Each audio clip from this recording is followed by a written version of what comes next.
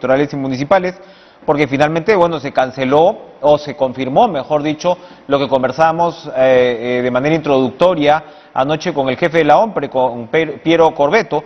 El Jurado Nacional de Elecciones ha cancelado la inscripción nada menos que de 15 partidos políticos, 15, nos quedamos con 9 que mantienen su inscripción, y evidentemente esto podría reconfigurar el panorama electoral en un país donde lo que sabemos que tenemos, para empezar, ya no sé si es que es así o no, pero lo que sabemos era que teníamos demasiados partidos. Julio, buenas noches, gracias por estar con nosotros.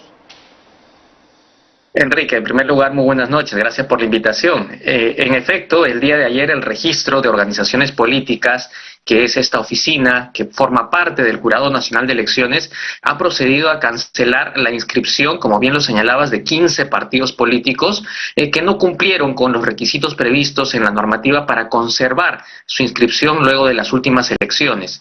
Efectivamente teníamos 24 partidos políticos inscritos que potencialmente podían participar en las últimas elecciones. Algunos de ellos no lo hicieron, 4 de ellos no participaron, y justamente esta no participación acarrea su anulación, la cancelación de su inscripción.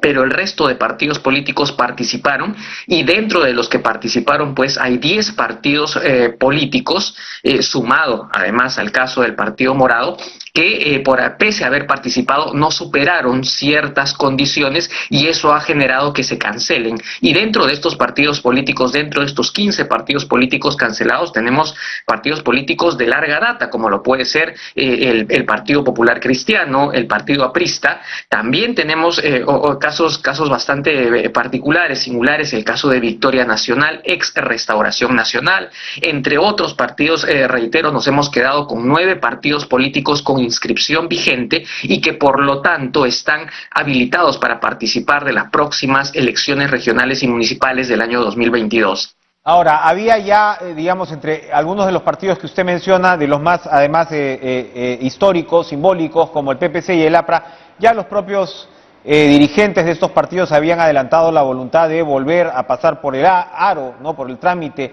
de la inscripción, era algo que se esperaba.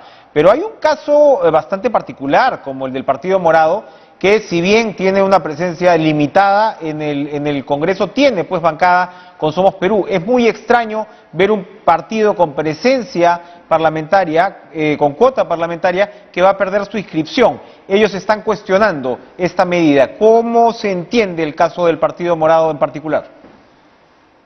En efecto, Enrique, el caso del Partido Morado es un caso bastante particular. El ROP ha emitido la resolución 413-2021, mediante la cual se cancela la inscripción de este partido. El fundamento del registro ha sido que el Partido Morado cumplió con una de las condiciones señaladas para conservar la inscripción. Ha interpretado la norma entendiéndola como requisitos para conservación de partidos políticos y no como requisitos o supuestos de cancelación de partidos políticos. Esta cuestión, que podría parecer intrascendente, entre utilizar la palabra conservación y cancelación, por otro lado, pues vemos cómo es que genera esta consecuencia, en este caso en particular del Partido Morado, que conlleva a la pérdida de su inscripción. Y es que el Partido Morado obtuvo, es cierto, o superó este mínimo de 5% de votos válidos a nivel nacional que exige la normativa. La ley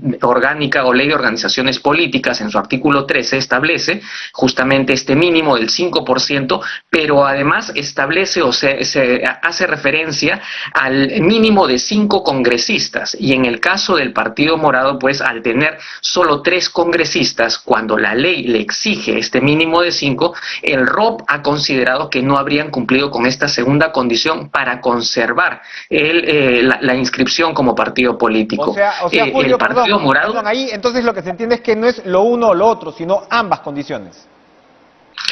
Es ambas condiciones como que permiten a este partido conservar, mantener su inscripción. Sin embargo, y ahí radica la discusión y seguramente el Pleno del Jurado Nacional de Elecciones va a analizar eso, el Partido Morado, por su lado, lo que argumenta, lo que señala es que el artículo 13, inciso A de la Ley de Organizaciones Políticas, que establece estas causales, se refiere a los supuestos no de conservación, sino de cancelación. Y reitero, esta distinción entre una palabrita y otra, conservación y cancelación, pues ha generado todo este embrollo para el Partido Morado, que le ha terminado pues quitando la inscripción y por lo tanto perdiendo la posibilidad de como medida próxima de participar en las próximas elecciones regionales municipales.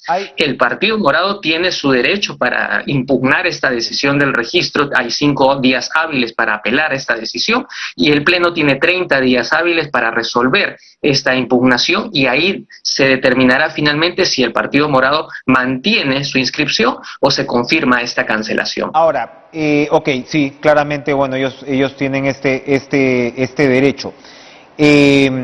Ahora, Julio, han aparecido nuevos movimientos que prometen hacer todo el trámite de inscripción.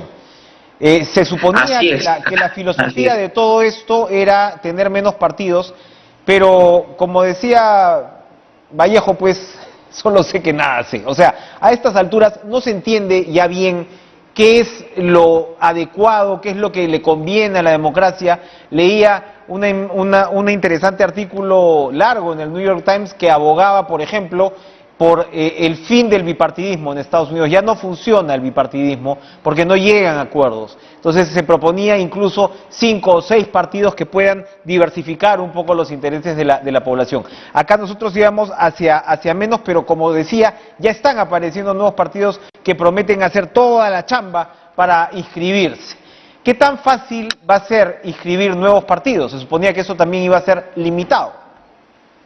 A ver, en efecto, Enrique, en el año 2019, cuando se realiza esta reforma electoral, que consistió básicamente en 4 leyes, una de ellas, la ley 30995, apuntaba justamente a ser más estricto en los supuestos de cancelación, y esto con la finalidad de tener un sistema político con menos partidos, menos movimientos regionales, pero en teoría mucho más representativos. Sin embargo, esto no ha ido de la mano, o no hemos tenido una reforma electoral coherente, porque a la par que éramos o que volvíamos más estrictos los supuestos de cancelación, sin embargo, se flexibilizaba y se facilitaba también la inscripción de partidos políticos, de tal manera que los requisitos para inscribir un partido político actualmente son mucho más fáciles de conseguir, en otras palabras, que años atrás. Por lo tanto, pues esta idea, reitero, que estaba detrás de la reforma política de reducir la cantidad de partidos políticos con supuestos más estrictos de cancelación, no se condice luego con las normas de inscripción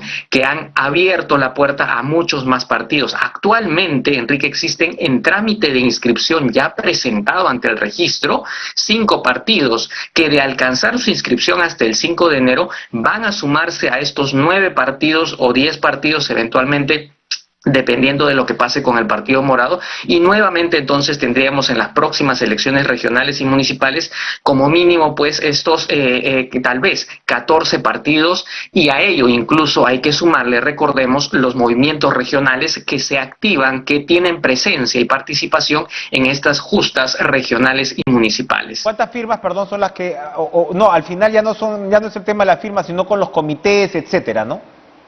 Así es, efectivamente, pasamos de exigirle a los partidos políticos de que presenten una determinada cantidad de firmas de adherentes, pasamos luego con esta reforma del 2019 a exigirles no adherentes que pues una vez que firmaban se desentendían completamente de los partidos, y pasamos, reitero, a exigirles afiliados, es decir, personas comprometidas, identificadas con el partido político, reitero, en una cantidad mínima, aproximadamente 24,000 afiliados a nivel nacional. Estamos hablando del 0.1% de los ciudadanos del padrón del último proceso electoral, lo cual, reitero, no es mucho. Es cierto, hay otros requisitos como por ejemplo la conformación de comités provinciales con unos determinados mínimos, pero vuelvo a reiterar, partidos que se les ha cancelado su inscripción, como por ejemplo el PPC, el APRA, seguramente van a iniciar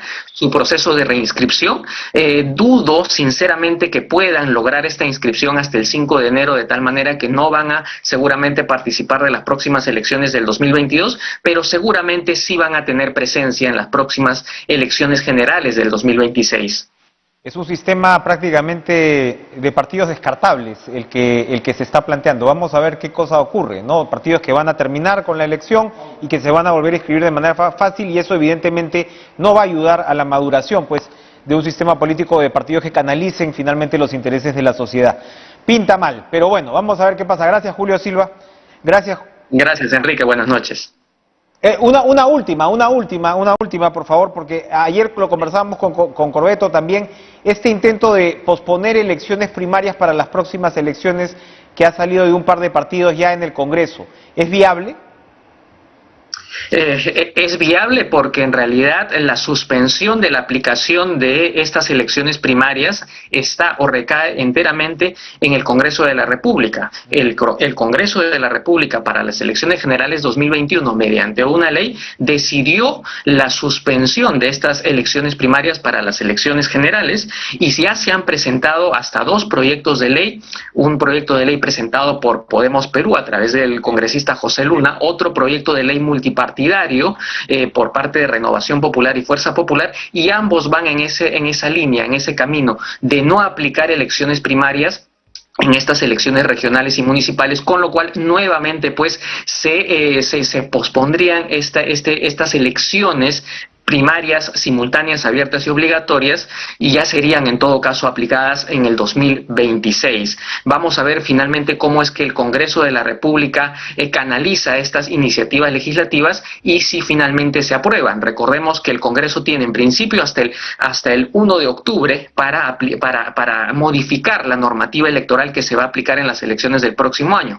E incluso hay una iniciativa de Alianza para el Progreso para prorrogar este plazo de realizar modificaciones por 3 meses más. Esperemos, está en manos, reitero, del Congreso de la República realizar las reformas electorales en beneficio de nuestro sistema democrático.